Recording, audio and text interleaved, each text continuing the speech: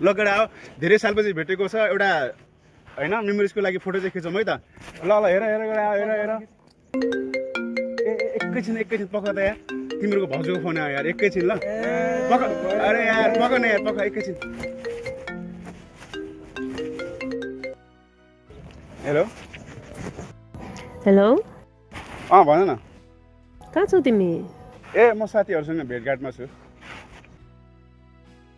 ए आज एकचोटि भेटौँ कि भनेको अलि अर्जेन्ट कुरा गर्नु थियो ए ल भइहाल्छ नि तिमी बोलाएपछि त म आइहाल्छु नि कहाँ कुन ठाउँमा चाहिँ त्यो पहिला हामी सधैँ भेट्ने ठाउँमै भेटौँ न ल ए ल ल ल म आइहालेँ ल एकैछिन म वेट गरेर म आइहाल्छु हुन्छ हुन्छ ओके बाई ओके ए जान लाग्यो पख न पख यहाँ हेर यहाँ साथी एकदमै इमर्जेन्सी कुरा भयो तिमीहरूको भाउजूले फोन गर्यो होइन म भेटेर आइहाल्छु नभए भोलि भेट्छु नि ल होइन यार अब केटाहरू जाने देऊ न यार म भोलि अथवा भरे आइहाल्छु ल ए केटा हो यार तिमीहरू पनि फेरि कस्तो कस्तो कुरा गर्छ यार किन चाहिँ बोलाएको होला हौ त्यस्तै ए भेटिदिने हो जेपले बोलाएपछि कहाँ केटाहरूलाई हेरिबस्छ हौ ए हेरोस् के छ हौ मेरो ठिक छ अचानक बोलायो त यार म त केटाहरूसँग चिल पो गरिरहेको थिएँ ठिकै छ तिमीलाई एउटा इमर्जेन्सी कुरा गर्नु थियो त्यही भएर गर्दा बोलाएको होइन त्यस्तो के कुरा थियो अचानक बोलाएको त तिमीले मलाई एउटा इम्पोर्टेन्ट कुरा थियो भनेको मान ल ए तिमी भन न तिम्रो लागि म आकाशको तारा झारिदिन्छु नि यार तिम्रो भन्ने कुरा नमान्ने कुरा हुन्छ र हेर त तिमीले एउटा कलामा मेरो साथीलाई छोडेर आएन कस्तो कुरा गर्छ त्यस्तो आकाशको ताराहरू झारिदिने कुरा होइन तर त्यो आकाश र तारालाई बनाउने चाहिँ सृष्टिकर्ता येशूलाई चाहिँ चिन भन्ने म चाहन्छु फेरि तिमी त्यही कुरा गर्छौ होइन तिमीलाई मैले कतिचोटि भनिसकेँ मेरो ममले मेरो ड्याडीले त्यसलाई एक्सेप्ट गर्दैन हेर त मैले तिमीलाई भनेको छु र तिमी तिम्रो धर्म मान म मेरो धर्म मान्छु तिमीलाई मैले चर्च जानिदिएको छु त मैले यसोलाई विश्वास गरेपछि मात्र तिम्रो माया हुन्छ र यार त्यस्तो त हुँदैन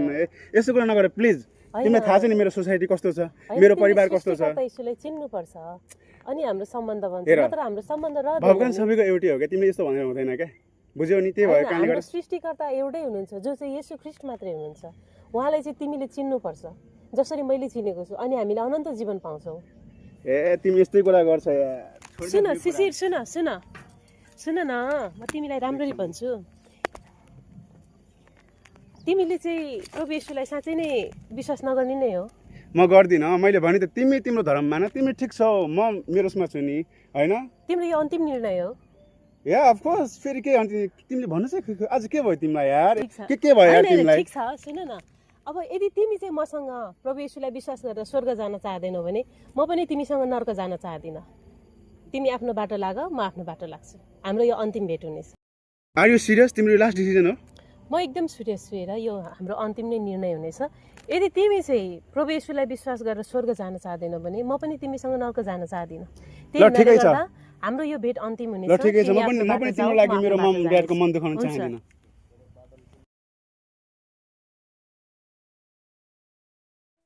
यिनले त भनिन् आज आफ्नो प्रेमीलाई यदि तिमी मसँग स्वर्ग जान चाहँदैनौ भने म पनि तिमीसँग नरक जान चाहँदैन हे जवानहरू यी दिनहरूमा तपाईँले माया गर्ने व्यक्तिलाई जसले प्रभुलाई पाएको छ नि के तपाईँले तिनीहरूलाई भन्न सक्नुहुन्छ